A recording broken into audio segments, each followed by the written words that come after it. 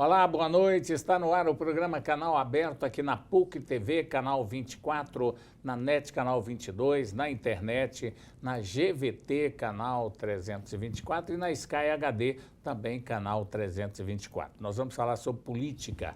Para falar sobre os assuntos que estão acontecendo na política do estado de Goiás, do Brasil, nós vamos falar hoje com o deputado estadual Jean Carlos, ele que foi eleito presidente do PHS regional, e também vamos falar sobre a filiação do senador Wilber Moraes, ele que agora está no PP, filiou-se no PP, e amanhã o vice-governador vai filiar também no PSDB. Muitas alterações na política do estado de Goiás, inclusive Bruno Peixoto, que foi reconduzido à presidência do PMDB aqui do município de Goiânia.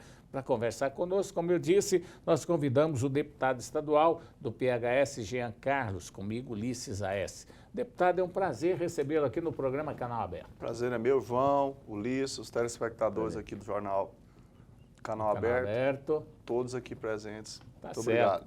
Muito obrigado pela sua presença. O senhor foi eleito agora presidente do PHS. Ulisses A.S., boa noite. Boa noite, João Silvestre. Boa noite para os nossos telespectadores e também boa noite especial para o deputado estadual Jean Carlos. É só lembrando, né, o Ulisses A.S., no último 7 de setembro, no último programa, não esteve aqui com a gente. Muita gente me perguntou durante a semana o que aconteceu com o Ulisses A.S. Ele estava de férias, de folga, afinal de contas, é o dia da independência, dia de ficar um pouco mais tranquilo, e nós viemos aqui para a batalha, deixamos o Ulisses A.S. descansando. Qualquer dia eu vou fazer isso com ele, vai ficar aqui e eu vou dar uma descansadinha missão também. Difícil, não. Missão difícil. Você tem que estar aqui mesmo. Mas com a sua competência você vai fazer tranquilamente. Deputado Jean Carlos, o senhor foi eleito presidente do PHS, um partido que parece agora vai crescer no estado de Goiás, já tem uma fórmula aí para aumentar o potencial do partido. Com o senhor veio prefeitos também? Também, nós temos 2 prefeitos, né? O tempo agora foi curto, né? Mas dá para trazer mais, estamos trabalhando mais alguns prefeitos também para filiar. Filiou conosco lá o prefeito de Itapuranga, o prefeito de Jabes e o prefeito de Buriti, o Eliés. Outros prefeitos já estão também bem interessados, várias lideranças do estado. O importante, João, é a oportunidade que o PHS dá. É um partido novo, é um partido que cresceu muito, Ulisses. É um partido que era um partido pequeno, de pouquíssima expressão. Hoje nós temos 2 deputados. E 2 prefeitos. E 3 prefeitos. 3 prefeitos, já que é temos o importante. prefeito eleito pelo partido. Qual que é o objetivo do PHS? Continuar na base de apoio do governador Marconi Perillo ou lançar novos desafios, como, por exemplo, candidato ao governo, candidaturas às prefeituras de Goiânia, de Goiás? Não, vamos permanecer na base do governo. Isso é consenso, né, com a direção do partido, com os filiados também. E agora, com a expansão que nós vamos fazer no partido, a gente está expandindo dentro da base do governo. O PHS, ele é um partido novo, Ulisses, e que vem dar oportunidades àquelas lideranças que muitas vezes no local, numa cidade onde você tem grupos políticos constituídos há muitos anos, você tem ali novas lideranças surgindo que não têm acesso a nenhum partido político, né, e que não querem ficar debaixo da chibata desses grupos tradicionais. Então, o PHS entra nisso aí, como uma opção a mais para aquela comunidade, como um partido a mais para poder discutir ali o espaço democrático, o exercício da democracia nas comunidades. Eu quero debater esse assunto aqui no programa Canal Aberto, inclusive, Ulisses, você me lembra aí, porque eu nem coloquei na minha agenda, porque os partidos que têm os caciques, né, aqueles que já vêm há muito tempo comandando, estão perdendo espaço, porque chega um ponto que há um desgaste do líder, né? Isso está acontecendo em vários partidos, mas eu vou voltar daqui a pouco a esse assunto. Eu quero saber do deputado o seguinte, ele também é presidente da Comissão da Agricultura, Pecuária e Cooperativismo. Como é que está sendo esse setor da agricultura, da pecuária e do cooperativismo, com essa crise que está aí no Brasil?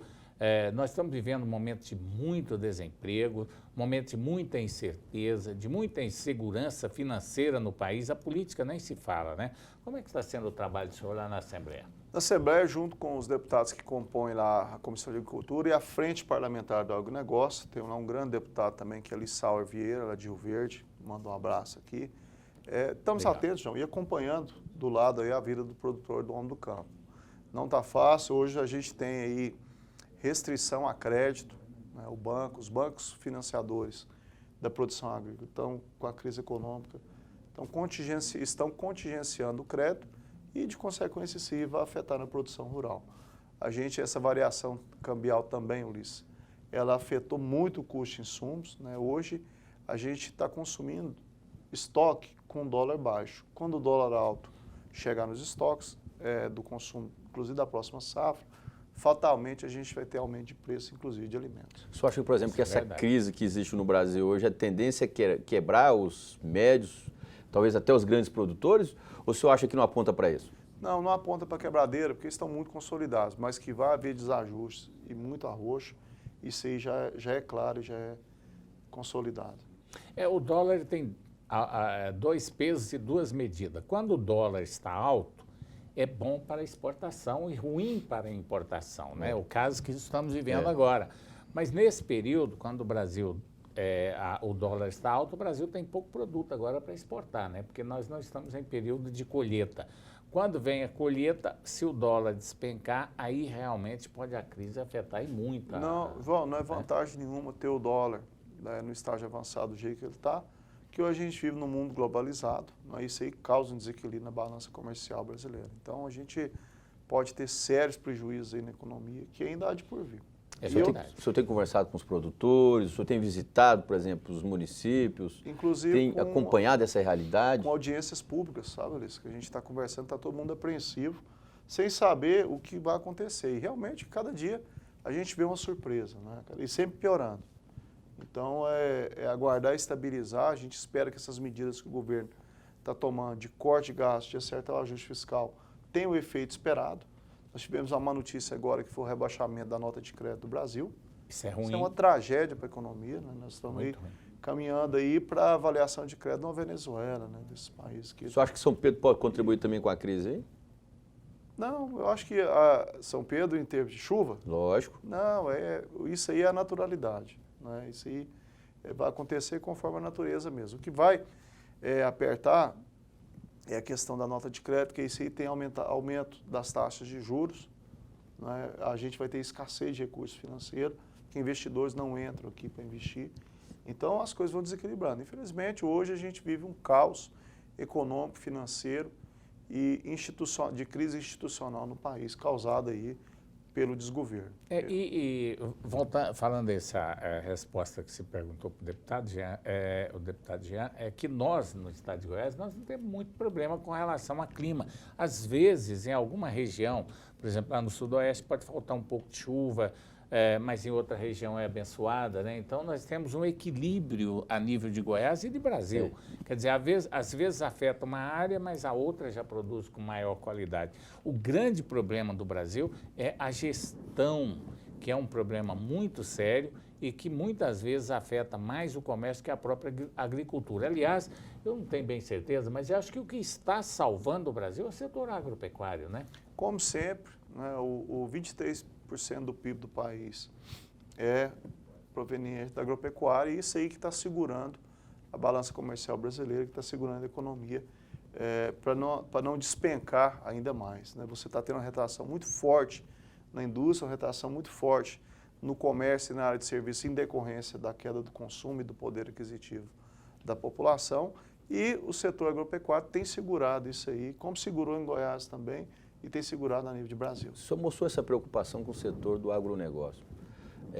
O que o deputado, o que a Assembleia pode fazer para ajudá-los, ou seja, ajudar esse setor? Tem alguma legislação específica? Tem alguma reivindicação em relação ao próprio Executivo?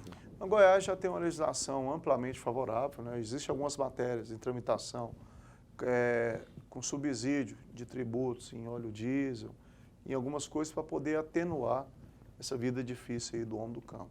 Mas o que precisa mesmo, Ulisses, é ajustes fortes para melhorar a economia, para a gente retomar uma agenda positiva do governo, retomar o crescimento. Estão falando aí em promover ajuste fiscal com aumento de tributo. Isso é um absurdo, você fazer aumento de tributo num momento desse, que a gente vive uma recessão econômica, e que não há o retorno de serviço público de qualidade, o que é pior. O que tem que fazer é reduzir gastos. Para que 39 ministérios? Faz como o governador Marconi fez, teve a coragem, reduziu lá mais da metade o número de secretarias. O governo federal também precisa partir para isso aí, para poder cumprir a parte dele e aí retomar o rumo crescimento. do Brasil, o crescimento. Uma vez nós falamos aqui no programa sobre o problema da economia, que a economia era o chamado bate-volta, né? Bate-volta. O governo cria a crise, pensando que vai resolver o problema dele, afeta o mercado, afeta o consumidor, contamina tudo e vira aquele giro, né? Ela vai e depois gira em todos os cantos, vem e bate no próprio governo. E o que ocorre? A crise vem para o governo e vem muito mais forte. Foi anunciado algumas soluções aí para resolver o problema. Uma delas é prorrogar o aumento do funcionalismo público, que seria no começo do ano, para mais para o meio do ano que vem, gerando assim uma economia. Ou seja, o governo quer ajustar a economia, massacrando a própria população. É o pior, né? Porque o governo deveria cuidar era de fazer economia e não transformar a população na vítima para tentar arrumar o caixa dele. Devia ter feito, como fez o governador Marconi, o próprio Jean disse, há 6 meses atrás, quando ele ajustou a economia do Estado. Mesmo assim, as coisas ainda estão com muita dificuldade. Imagina aqueles que não cuidaram da sua própria economia. Vamos para o intervalo, daqui a pouco a gente volta.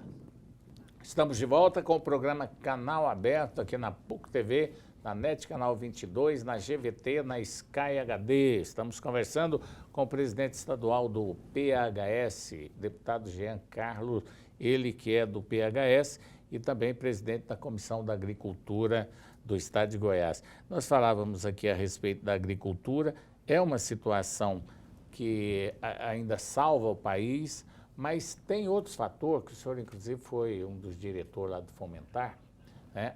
O pequeno comércio, a pequena indústria tem sofrido muito também atualmente, né? Todos os setores da economia estão sofrendo, João. Você vê um momento de retração, já começou aí uma crise de emprego, né? Você já tem o desemprego consolidado, então está ocorrendo um efeito cascata de fatores negativos que tem contribuído aí para emperrar a economia do país. Qual que é a saída para isso daí? Desenvolvimento econômico através de um forte ajuste fiscal, corte em gasto público. Você está falando, mas isso em nível federal, em nível estadual? Mas em nível, o ajuste em nível federal vai refletir. Porque o governo do estado também reclama a falta de recursos, reclama crise, todos estão reclamando. Consequência, prefeitura, inclusive, da baixa arrecadação. Você teve uma retração aí de até de 20% da arrecadação em alguns setores. É então, aquele efeito, né? É o efeito isso que o João colocou aí. E o gasto público, ele tem um crescimento vegetativo. Então, se você não cortar, isso que o João colocou, esse efeito bumerangue, ou seja, o próprio Estado pode ter criado. O Estado, o que eu digo enquanto instituição, o governo federal, todos os governos, eles criaram, o Estado em si criou essa situação, ou seja, pensando às vezes até em se readequar ali, fazer as suas reformas administrativas, acabou que contaminou todos os setores, principalmente o próprio brasileiro, que ele deixou de comprar, ele deixou de investir, ele ficou precavido. Ou seja, com a iminência de uma crise, é melhor eu então economizar o dinheiro, não gastar. O senhor não acha que isso contaminou também o próprio país? Ou seja, esse problema é um problema, inclusive, de cultura? É o efeito psicológico da crise, né? Isso aí ele contribui também. Lá no início da crise, o efeito psicológico é o que retarda o consumo. Mas hoje não. Hoje você já começa a ter uma queda de consumo justamente pela queda do poder aquisitivo da população. Aquilo que aconteceu no governo anterior, né, a nível federal, foi um dos fatores, Ulisses. Quando o governo abriu, porque o governo Lula, ele se gaba de ter feito a economia do país girar. Foi. Mas girou de uma maneira inconsequente, vamos dizer assim. Sem limite, né? Sem limites. Quando você abriu o crédito para os aposentados, que é aquele crédito consignado, que os aposentados poderiam pegar o dinheiro antecipado e pagar em 5 anos, porque nada mais é do que isso, antecipar parte do pagamento, 30%. Quando o governo abriu os veículos até 60 meses para financiamento com taxa fixa, linha branca dos eletrodomésticos, quando veio a casa própria com facilidade para as pessoas comprarem, claro que a população ela endividou-se, e o Estado colocando dinheiro no mercado, houve um grande giro de capital no mercado, mas a população só endividando. Até que uma hora explodiu. O que nós prevíamos que ia acontecer, inclusive a crise econômica nos Estados Unidos, foi isso lá da habitação, né? Que aconteceu aquela mesma crise que os Estados Unidos passou por uma dificuldade muito grande, porque a crise do setor habitacional influenciou os bancos, influenciou toda a economia americana. Demorou 3 anos para se recuperar. O que o PT fez, principalmente nos governos do Lula, foi incentivar o consumo muito forte, desenfreado, inclusive, de forma desenfreada, oferta de crédito irresponsável, né? Com isso aí, para fazer um pouco de populismo e agradar a população. O que precisava fazer não fez, que foram as reformas. A reforma política, que veio agora de forma bem singela, aí, de improviso. A reforma tributária, que não saiu e não tem previsão agora de sair. Reforma política não saiu até hoje. Praticamente saiu, mas não nada. Aquilo que a gente esperava. E aquilo que o país precisava, que investimento pesado em infraestrutura, não aconteceu. A gente tem aí crise energética, nós temos uma crise de logística muito forte no país, né? Então isso aí tudo emperra o desenvolvimento. Se eles tivessem investido nisso, mantendo os programas sociais, mas preocupado um pouco com o desenvolvimento do país, a gente está ali com o parque industrial também, né? Incentivando inovação tecnológica para modernizar o parque industrial. Hoje a gente estava noutra situação. O senhor não acha, por exemplo... Não preparou para a crise, né? Não preparou de forma alguma. Preparou. O senhor acha que essas consequentes denúncias... Vamos pegar, começou com mensalão, agora petrolão. O senhor não acha que isso também, de certa forma, desestimulou o mercado, ou seja, criou imantou o mercado negativamente contra o investimento, principalmente o investimento de fora? Sem dúvida, mas isso aí foi somente a ponta do iceberg, foi somente a gota d'água para transbordar o que estava ali. Se não fosse por essa situação da Operação Lava Jato, seria por outro motivo. Mas que isso estava no momento de eclodir, Ulisses, porque...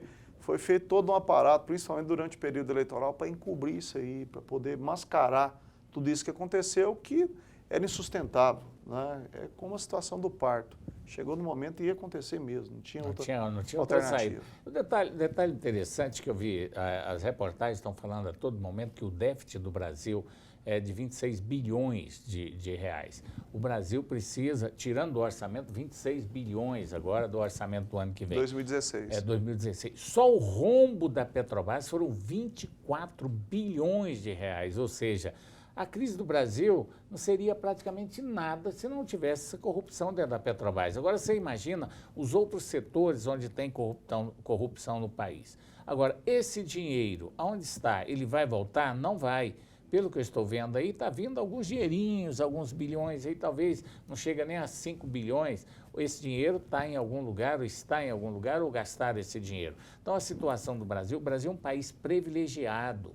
O país é um país rico, porque se aplicasse de maneira correta aquilo que o Brasil tem de bom, não teria acontecido nada disso. Tanto é que 26 bilhões do orçamento, gente, comparado com 24 bilhões que foi o prejuízo, a corrupção dentro da Petrobras, significa o que para o país? Absolutamente nada. Se não tivesse essa corrupção, o Brasil estaria em outro patamar. Agora, o grande problema do Brasil, nós falamos aqui no programa em outras oportunidades, eu falei, o Ulisses falou, os nossos convidados sempre falam, o grande problema do Brasil é a crise política com o efeito psicológico, atingiu toda a economia brasileira.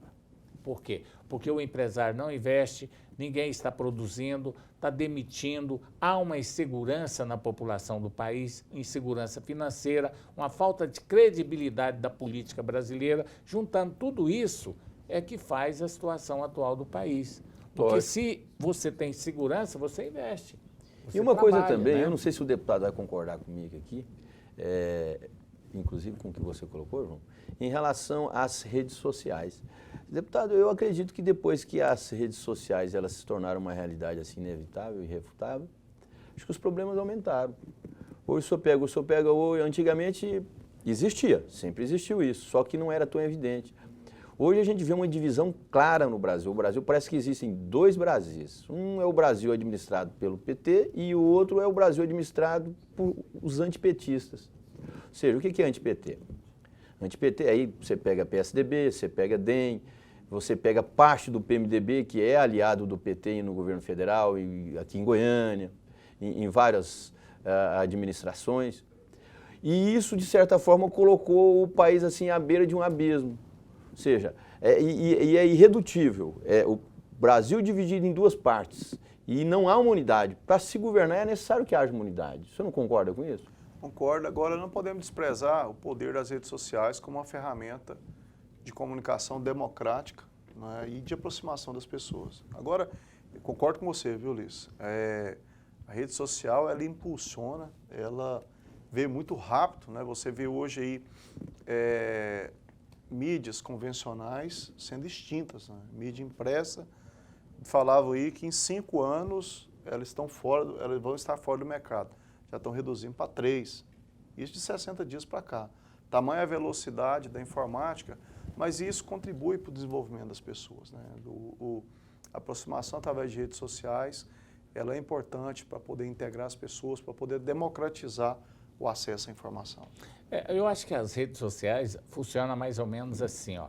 O delegado prende o criminoso, aí o pessoal culpa, poxa vida, prendeu o criminoso, por isso que está todo mundo sabendo que o crime aconteceu. O delegado divulga que o cara roubou, que ele é corrupto. Aí o delegado é que é culpado ou é o criminoso que é culpado? Então, as redes sociais, ela só trouxe benefício para a população, porque as redes sociais hoje, ela é dinâmica. Você está aqui, de repente, você dá uma olhadinha no Twitter, no Facebook ou no Instagram, você vê o que está acontecendo. Então, não tem mais aquele negócio de calar a boca da população, de tapar o sol com a peneira, porque o negócio está realmente, ficou transparente. Ficou transparente e a Polícia Federal está fazendo um excelente trabalho, independente, vai falar que o PT que está fazendo, não, independente dos políticos. A Polícia Federal é uma das instituições que mais tem contribuído para a moralidade do país hoje. Não desmerecendo o Judiciário, né? O Ministério Público, mas a Polícia Federal ela tem se mostrado independente, porque ela é subordinada. Ela é subordinada da União, não é o governo federal, ela é subordinada ao presidente da República e, no entanto, ela não está sendo inibida, ela não está sendo coibida a investigar e a colocar tudo isso aí à tona, né, o que está acontecendo, livrando o país aí desses corruptos, desse antro de corrupção. Até porque se algum ou alguém dentro da Polícia Federal quiser tapar o sol com a peneira, não vai conseguir, não. Porque hoje há uma independência muito grande. Vamos para o intervalo comercial, daqui a pouco a gente volta com o programa Canal Aberto. Estamos de volta com o programa Canal Aberto aqui na PUC TV, na NET Canal 22, na internet, na GVT Canal 324 e na Sky HD também, Canal 324. Nós estamos conversando com o deputado estadual Jean Carlos Ulisses A.S., jornalista do Diário da Manhã, aqui no programa Ulisses A.S. É uma coisa muito complicada da gente falar, mas a gente tem que falar toda hora, todo dia, porque é um assunto que está aí na mesa, no meio político, né? Eleições em Goiânia. E agora, Jean Carlos, o PPS, que é da base do governo Marconi Perillo, está anunciando aí que vai ficar com Vanderlan Cardoso do PSB na próxima eleição. Vanderlan já conta com PPS e com PSC e PSB para disputar as eleições em Goiânia. Na sua opinião, que era a sua também, Ulisses A.S., Vanderlan fica na base, esse partido vai ficar na base no primeiro turno, ele tem chance de ser o candidato da base, na sua opinião? Eu acho que não. Acho que não. Ele já fez alguns meses essa aproximação com a base do governo. Ele não conseguiu aglutinar o que teria que ter aglutinado até o momento, né? Então ele deve realmente seguir aí o rumo de uma candidatura. Ulisses A.S., espera aí, deixa eu complementar a pergunta. O Jean já respondeu essa parte. Como é que fica o discurso do Vanderlan Cardoso hoje? Ele que criticou muito o governador Marconi Perillo, candidato a governador Marconi Perillo na eleição passada, agora ele vai ficar junto com a Lúcia Vânia, junto com o Marcos Abrão, né? Presidente do PPS, e candidato a prefeito de Goiânia. Como é que vai ser o discurso dele agora com relação a Iris Rezende, que é o provável candidato do PMDB, e o candidato do governo da base aliada? Será que Vanderlan Cardoso, qual o tipo de discurso que ele deve colocar nessa eleição, na sua opinião? Que discurso? Ué, Como que ele tem memória curta, ainda mais em política. Eu acredito o seguinte, o Vanderlan, ele já tentou ser governador algumas vezes, foi prefeito de Senador Canedo, é um empresário de sucesso, ou seja, mesmo com essa crise aí, ele enfrenta a crise também, como todos os empresários, mas tem, pelo que me parece, contornado também. É aquele político presente, mesmo sendo empresário, não mistura as coisas. Demonstrou até agora vamos dizer assim, a vontade de permanecer na política. Pode ser candidato a prefeito de Goiânia. Já colocou o partido, vamos dizer assim, já afinou o partido, já azeitou o partido, colocou a sua pré-candidatura, buscou uma aliada de peso aí, que é a Lúcia Vânia, e provavelmente devem ter feito um acordo, eu sou candidato a prefeito, você depois é candidato a senadora, ou quem sabe, né, pode ser discutir aí, pode ser o nome é governadora, sabe, né? Não é? A ideia dele hoje não é se estender mais para ser candidato ao governo, até porque eu acho que ele já viu o desgaste, seria a terceira vez, poderia haver um certo prejuízo aí, se perdesse de novo. Então, para ele é mais fácil ser candidato a prefeito de Goiânia. Primeiro, porque Goiânia passa por um processo de desgaste muito grande aí com o atual prefeito, Paulo Garcia. E nós sabemos que é PT, PMDB. Então, qual que é a ideia de Vanderlan? É se reabilitar politicamente agora numa disputa à Prefeitura de Goiânia. Às vezes ele até não ganha as eleições, mas ele pode ter uma votação assim expressiva e se consolidar nessa região metropolitana aqui. Agora, qual que é a memória que essas pessoas têm? A memória é essa, a memória é do cortejamento. O Marconi Perillo, para você ter ideia, ouviu várias críticas do Vanderlan e hoje, pelo que parece, é um dos que insinua para que o Vanderlan vá para a base de apoio ou pelo menos fique perto. Tanto é que Marconi Perillo foi na filiação de Lúcia Vânia no PSB, onde estava lá a estrela maior, que de certa forma é o Vanderlan Cardoso, que queira ou não queira, é a expressão maior do PSB hoje. O governador teve lembrança curta em relação às críticas do Vanderlan? Pelo que parece também. O que eu vejo hoje em relação a essa tentativa do governador Marconi Perillo sacudir um pouquinho, tirar essa característica regional da sua vida política, sua vida pública. Pelo que parece, o governador Marconi Perillo quer ter se alavancar em nível nacional. Você pega esse encontro que teve com os governadores aí do Centro-Oeste, né? A tentativa é essa. E ele esteve, eu acho que ainda está no Tocantins, fazendo uma visita ao governador Marcelo Miranda. Então, veja bem, hoje o governador Marconi Perillo procura tirar essa imagem centralizada em Goiás, ou seja, ele procura vamos dizer assim, uma projeção em nível nacional. Você pega o PHS hoje, o presidente nacional é secretário do governador Marconi Perillo. Vamos dizer assim, queira ou não queira, o governador tem o PHS nas mãos.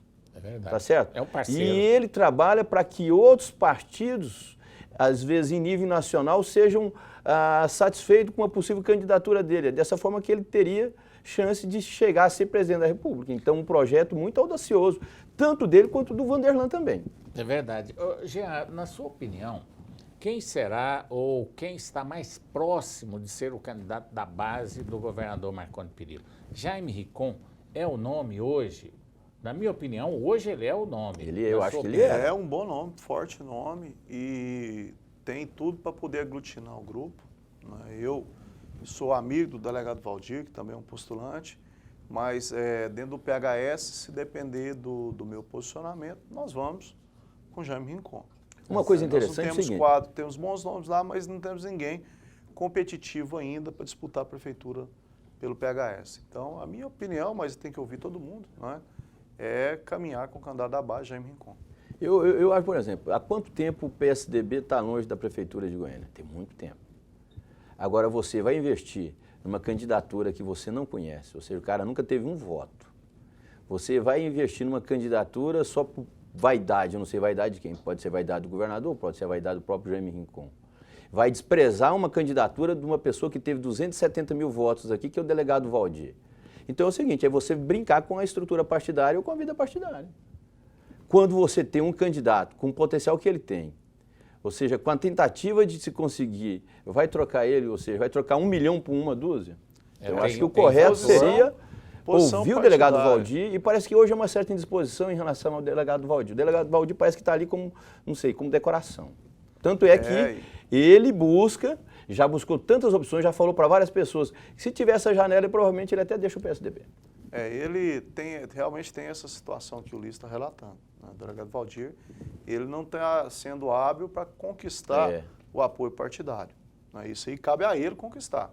Não adianta você ter aí 500 mil, 1 milhão, ser um Enéas da vida, se você não tem habilidade para conquistar a sua base política. O desenho de uma candidatura é um candidato viável, isso é muito importante, mas você também tem que ser articulado base, né? E saber buscar o partido, porque a candidatura não é você que lança ela, é seu grupo político que te faz candidato. É o chamado ciscar para dentro, né? Eu acho que o Valdir, eu concordo com você, o Valdir teve muitos votos aí, mas a história já diz que nem sempre o campeão de voto consegue, o campeão de votos consegue permanecer com essa votação. Nós tivemos vários exemplos aí de quem foi grande numa eleição, na outra ficou pequeno. Agora, o que eu acho mais interessante, até eu comentei aqui no começo do programa, quando você fala em Marconi Perillo, Marconi Perillo tem um poder de aglutinação, ele cisca muito para dentro.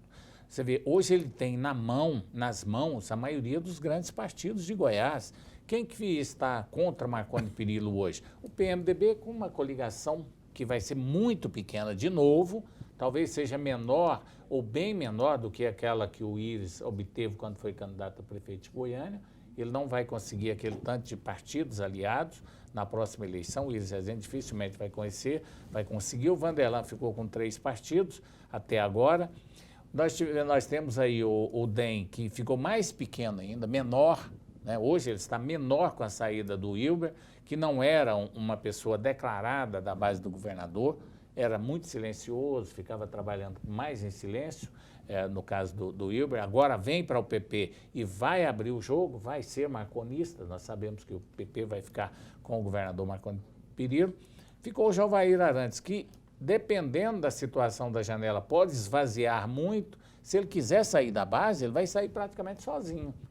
O Jovair, ele já estava tudo certo, a filiação dele de muitos deputados do grupo dele estaduais no PHS. Então. Mas a janela tardou, né, então passou o time, né? Mas o PHS é um partido simpático ao PTB, que são ao Jovair, né, e seu grupo. Mas, enfim, essa dança política que a gente imaginava que fecha agora, está todo mundo trabalhando como se nada tivesse acontecido, que você não pode confiar também, né, Luiz? Mas a presidente da República sancionando, né, e a lei, e isso aí passando a vigorar, aí você tem aí um segundo tempo que vai se estender até março. Até mês de março aí, até final de as março. Filiações. Agora tem só um detalhe, mas né? aí você vai Se ela diminuindo. não sancionar, o Congresso também pode derrubar o veto. Se ela vetar, pode derrubar, não? Existe a promulgação, mas são os tempos que estão apertados. Mas ela vai sancionar, ela não vai cometer essa indelicadeza, né, com o Congresso, que são representantes do povo. E até porque ela está precisando demais do Congresso. como nós falamos aqui, Luiz, essa micro-reforma que fizeram, ela tem muita coisa importante. Né? Ela tem muita coisa que vai ajudar, principalmente a diminuir, inclusive, corrupção eleitoral, diminuir custo de campanha, diminuir tempo de campanha. Campanha com 45 dias de campanha é importante. É o sonho de todo mundo. Ninguém suporta ficar 3 meses na campanha. Quem disputou sabe o que eu estou falando. Então vamos para mais um intervalo comercial, daqui a pouco estaremos de volta. Estamos de volta com o programa Canal Aberto. Estamos conversando com o deputado estadual Jean Carlos. Estão falando na volta da CPMF. O que você acha, deputado? É bom isso aí? É um absurdo. Isso é um absurdo você retomar um imposto que já foi extinto. Esse imposto, vale lembrar que lá atrás, para derrubar a CPMF, o governador Marconi, até quando era senador, foi ele que fez toda a articulação política para derrubar a CPMF, eles queriam prorrogá-la, agora vem tentando ressuscitar o imposto. Querer fazer, nós falamos isso aqui no primeiro bloco, fazer ajuste fiscal aumentando imposto é tiro no pé. O que tem que fazer é cortar ministérios, é cortar gasto público, cortar comissionado, rever contratos, apertar mais ainda o combate à corrupção. É dessa forma que eles vão consertar. Não é pesando mais no bolso do contribuinte, uma carga tributária aí que hoje supera 40% do PIB. Ninguém aguenta mais pagar imposto. E o que é pior, Ulisses, além de pagar muito imposto, a péssima qualidade dos serviços públicos do país hoje. A saúde, né, no geral, está um caos. E a na educação pública, uma deficiência. Medonha, eu tive semana passada aqui na Universidade Federal de Goiás, na Faculdade de Medicina, faltando R$1 milhão para concluir a faculdade, e não tem. O pessoal está com o computador no conta-pias, no chão. Ou seja, um desgoverno total que o PT. O PHS é base do governo federal, mas nem por isso, eu, né, meus colegas, nós vamos omitir com esses desmandos aí do PT, do governo federal, que fizer com o Brasil. A Dilma, hoje, ela é uma refém desse grupo político que ajudou a levar ela para o poder. E o problema, deputado, é o desvio, geralmente, dos impostos. A CPMF ela foi feita justamente para melhorar a saúde no Brasil. E o senhor pega, desde quando foi aplicada a CPMF naquela época, ou seja, o sistema de saúde pública no Brasil é zero à esquerda. Foi um estelionato, não é, da mensagem que levar para o povo. Não existe recurso específico para certa atividade. A conta de tributo é uma só. Não é? Então, todo tributo é centralizado e a partir dali é distribuído conforme o orçamento. Usaram como imposto da saúde como um apelo para facilitar a aprovação e ter ali a opinião pública a favor. Agora vem tentando novamente cometer um novo estelionato político em cima da população brasileira, tentando ressuscitar esse tributo, né, que é um absurdo. Você tem atividades que trabalham, por exemplo, com commodities agrícolas e outras que a margem de lucro é apertadíssima. A CBMS sendo instituída, que eu não acredito que ela vai ser instituída, ela vai quebrar essas atividades e tantos outros. Ninguém aguenta mais pagar tributo e não ter serviço eficiente.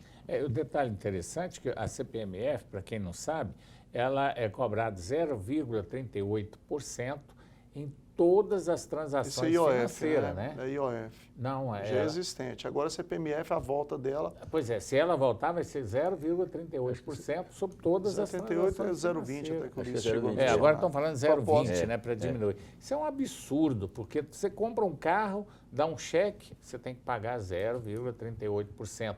Quem recebe o cheque da mesma forma. CPMF voltando para ajudar a sustentar 39 ministérios. É muito forte. A Dilma ela não pode ser reeleita. Por que ela não cria coragem e não diminui gasto público, não reduz um pouco esses ministérios também, que são fontes de geradores de despesa para o governo federal? Cito só isso aí como exemplo, mas tem vários outros. O grande problema da Dilma para reduzir agora os 10 ministérios é que ela tem que tirar de quem? Do PT? Do PHS, do PHS não, mas... Quem? Dos partidos que fazem parte da base de espaço apoio. No Congresso. Ela perde, justamente. Ela perde espaço, ela não quer perder, mas só que você está num momento que é melhor perder um pouco de espaço do que perder tudo. Né? O país está afundando, a economia está derretendo. Dependendo do ministério que ela acabar João, lá, mais voto ainda para consertar. Eu sou contra impeachment, essas coisas. Eu acho que o povo elegeu, tem que respeitar. Mas para consertar, se ela tiver de perder, que tenha consequência. Mas o povo tem que respeitar sendo de forma certa, séria. Se de não forma inconsequente, não. Se tiver crime, por exemplo, como é que você vai respeitar um governo que está fundando o Brasil? O Brasil hoje não tem credibilidade internacional, o Brasil vive crise de desemprego, inflação, dólar alto. Você vai respeitar como? Você é o que eu acabei de dizer. Se tiver de perder, que perca. Não é? Se for para consertar o país, se não tiver outra alternativa, ela vai ter que rodar. Inclusive o próprio PMDB já estuda. É engraçado, João, o senhor também, deputado, eu fico estarrecido com Michel Temer, Michel que é o vice-presidente do Brasil. Uma hora ele fala, parece criticando o governo federal, inclusive o governo da presidenta Dilma, e na outra fala dele, assim, no outro dia ele fala, não, a presidenta vai se recuperar, vai permanecer até 8 mil. Eu vou fazer uma crítica aqui, que ela não vale para o PMDB, né, principalmente para os deputados da Assembleia, que são meus colegas, meus amigos, e são aguerridos na oposição, cumprindo o papel deles. Mas o PMDB nacional, ele é fisiologista. Né? Ele ganha todas as eleições sem disputar. É verdade. Então, não serve de análise política você comparar o comportamento do PMDB. É como o Ulisses disse aí. Dividido, né? Uma hora... Confuso. Não, eu quero derrubar. No dia seguinte, você não sabe o que aconteceu na madrugada, ele já entra defendendo. E por aí vai. Então, não é um partido que tem o condão moral nem ético de Porque o partido, querer João, impor opinião. pelo menos no noticiário, eu vejo, leio, o partido já está discutindo um governo de coalizão, provavelmente com Michel Temer, se ele for. Estão desse jeito, mas Seja, eu estou achando PSDB, que está mais ou outros menos partidos. igual. Está mais ou menos igual aqueles dois garotos que não querem brigar na escola, né? Aí vem um e faz, quem for mais macho pisa nessa linha aqui. Aí pisou, a briga começa. Eu acho que o PMDB, o PT e outros partidos lá em cima estão com medo, né, de dar o primeiro tiro, porque todos têm alguma coisa a perder. Nós temos aí a maioria dos senadores lá, grande parte dos senadores estão sendo processados, deputado federal, inclusive o presidente da Câmara, suspeito de ter participação na corrupção no país. O Lula, já tem gente falando que ele já está envolvido, a presidente poderia A própria PF pediu autorização ao STF para ouvi-lo. Para poder ouvir o Lula, então fica aquela situação, né? Se você der o primeiro tiro, quem não tem culpa atira a primeira pedra, não é isso? E aí fica todo mundo com medo ali de ter uma atitude. Na verdade, nós falamos ainda há pouco a respeito da Polícia Federal e do Ministério Público Federal. Acontece que hoje é o seguinte, ninguém dá conta de tapar a boca de todo mundo, porque tem mais de 40 delegados envolvidos, tem promotores, tem muita coisa. Então, se você tenta calar um, você não consegue. Então, a situação hoje de investigação no Brasil, ela é insustentável para as pessoas que gostam de tapar a boca. Então, eu acho que a situação do país está caminhando para botar mais gente importante na cadeia.